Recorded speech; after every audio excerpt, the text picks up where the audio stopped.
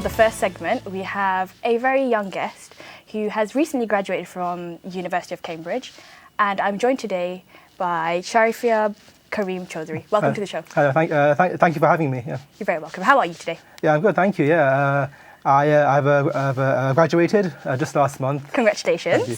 I'm starting work in a month's time, so I've just been enjoying my last summer holidays. Impressive. That's good. I mean, the summer holidays will go very quickly, so do be sure to enjoy that.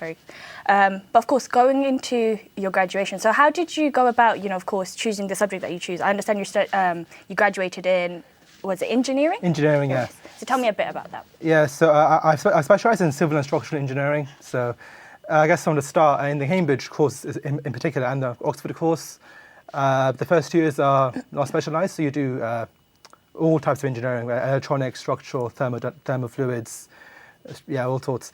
And then in third and fourth you specialise. And I think that's quite a unique thing about the Oxbridge course structure, and I think that's quite a good point as well. Because, for example, the reason I chose engineering, to answer your question, was because I was quite good at maths and physics in school, and I thought, I want to sort of do something with this in the real world. Was it something that inspired you as a young child? Of course, you are good at math and you're, of course, good at physics, no doubt. But is there something that you came across when you were young and it was like, you know what, I'm going to be that engineer? Was there a story, anything you saw that particularly reached out to you? I think just in general, the sort of feeling of wanting to do something with engineering, and obviously I saw a lot of engineer things. The funny thing, initially I wanted to be an aerospace engineer because I liked the idea of planes. Okay. And so I thought about that. I read some books about planes and I saw how the engineers sort of worked, and I thought that was quite interesting. Okay, so then what made you do that switch then? Yeah, so first 2 years you do every type, and electronics didn't really like, thermofluids, which is what you need for aerospace, I didn't really like, but structural I did like, and that's more about buildings and the sort of the maths of how buildings stand up. And that was interesting to me. It's something that I really clicked with, sort of. Mm-hmm. So in my third and fourth year, when it was time for me to choose, I chose the structural engineering modules and civil engineering modules, and I'll be working as a structural engineer. So, of course, I understand you've done your undergraduate and now you've also done your master's. So how did you go about taking that journey on? So you finished your A-levels, I assume. Yeah. So then what made you choose University of Cambridge? Of course, we all know University of Cambridge is great, of course, no doubt. But why? Why was that the decision you made? I think the first thing is that, obviously it's a very good university. Yes. Obviously, you hear a lot about it. I think as well, I went to the open day and I was quite impressed with what I saw. Obviously, I went to quite a few open days in a number of universities. And obviously in Cambridge, you see sort of the professors and how they are, and the sort of lab equipment, for example, and how the course works. And it was all quite interesting to me. Something I really wanted to, get into, and alhamdulillah I managed to get into it. Alhamdulillah, no, and congratulations. I mean, it's a big achievement on its own. So when you were at the university, what was the support like? What was available? Yeah, so basically in Cambridge, I'm sure many people have heard about the colleges in Cambridge, and the way it works, I'll try to explain, it's quite complicated in a way. But as far as the students are concerned, you're supported by your college, so you have your your tutor who's your pastoral support if you have any personal issues. You have your Director of Studies, which is for academic support, so you have 2 layers of support there. And you have in the college really just to support you in as many ways as possible. You also have a chaplain, for example, for any religious needs, even if they're Christian. Ours was Christian, but they helped the Muslim community in our college quite a bit, with a for prayer room, for example. Okay. So. And what was it like being, a Bangladeshi on the campus? Did you meet with other Bangladeshis? What was it like on your course?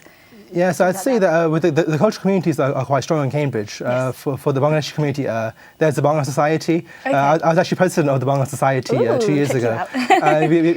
We had a lot of fun events for the Bengali community. We had formal dinners for the Bengali students. We had an International Mother Language Day event where we had students sing recite Bangla poetry. I think, and that was quite interesting. And obviously every year there's a new president, and they hold events like that as well. So of course, it's quite interesting. I mean, with universities, it's great to stay in touch with your roots, of course. And when you identify as a Bangladeshi, being able to know what's going on in Bangladesh as well as learning about the events and the other cultures around it is great.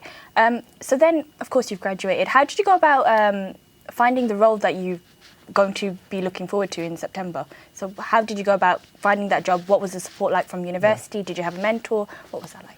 Yeah, so the university, as for engineering, it's obviously by your department, your course varies. But for engineering, there is a team there to support you, to help you find a career. Yes. So obviously, throughout the course, in the summers, you try and find internships. So that's sort of preparation in a way. Okay. And you can, say, send your CV to someone on the team. and they can give you feedback. There's also a career service, and Okay, they have they all have advice and resources online for you. And there's careers fairs. Obviously, the companies come to Cambridge because they want Cambridge graduates. So I think there is quite a bit of support available. But I think the key thing is the people in Cambridge as well. Like, if you meet with your community, that people are very helpful. That people are always willing to help in Cambridge. Yes. Talking about the role that you're at right now, so what's the company like? How did you go about it? How did you make that choice? Like, I want to work with you guys right after I've graduated. Yeah, so the company's called Mott, Macdonald, and they're quite a big major civil consultancy in the UK and globally, really. And there's quite a few of these sorts of companies where they do like structural design of different types of buildings, and also like other sort of advisory roles on different projects. And for that, I mean, first, they're based in Cambridge as well, so there's quite a few based in Cambridge. Plus point. Yeah, there's a number based in Cambridge, so they're quite easy to meet in careers fairs. Yes. They talk, and also I've heard that Macdonald in particular, they have like a quite good work culture. So, oh, great. I think I'm quite interested in learning. Of course, during your graduation, during your undergraduate years and your masters, was there anything that you did in particular that helped you to get that job? Was there some experiences that you did outside of the university, or was there a job that you did? Because I find it's quite challenging to get a job straight after graduation. Like, how are you supposed to show what it's a beginning job? Like, how am I supposed to stand out? Yeah. So how did you go about it? Yeah, so I think in university during term time I did some extracurricular stuff. For example, like being president of the Bangla Society. Yes. So because in Cambridge there's a lot of like opportunities for like working on committees. Like Yes. the Islamic Society is one of the biggest societies of student organisations in the university, and they have committees and subcommittees. So you can really like sort of show employers that you can work in a team and do things like that. And also, like I said, with internships, you can try and find them in the summer, and those are really good for like other applications as well, because you've gained experience in the field. Okay, great. Yeah. So, what do you look forward to in your new job?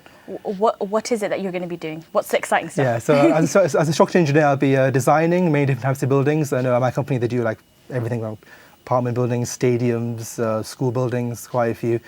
So yeah, I'll be sort of like in the sort of like mathematical design of it to make sure that they stand up, like what sort of like materials to choose and that sort of thing. And it's sort of like, for me, that's exciting because in the actual detail of it, in the detail of the building, how to make sure it works and how like make sure it's like environmentally friendly and how we do need it's that. efficient. Yeah. I live in a building. I definitely need those buildings to be safe and or environmentally friendly and everything. But what would be an advice that you'd give to those watching, of course, if they want to go into this route of engineering, whether it be aerospace engineering or whether it's just civil engineering as a whole? Like, what would you advise them? For engineering, I'd say just brush up on be good at maths and physics. Work hard on that in school.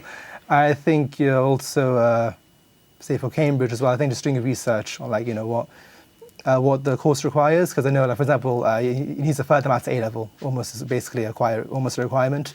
So I knew that before I picked my A level, so that was good to know. So there's stuff like just doing your research into what engineering like entails, because online there is quite a lot of resources. Of course. And if there's something you could say to yourself, your young self, what would you do differently?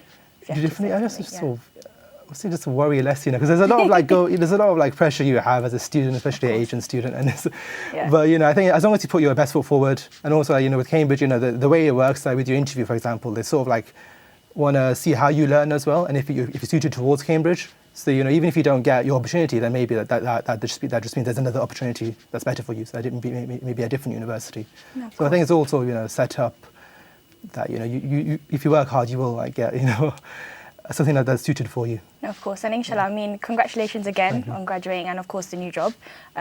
You've all heard that, of course, if you put your best foot out, then you will reach great results. And of course, thank you so much for being on the show today. Thank you. Really appreciate it.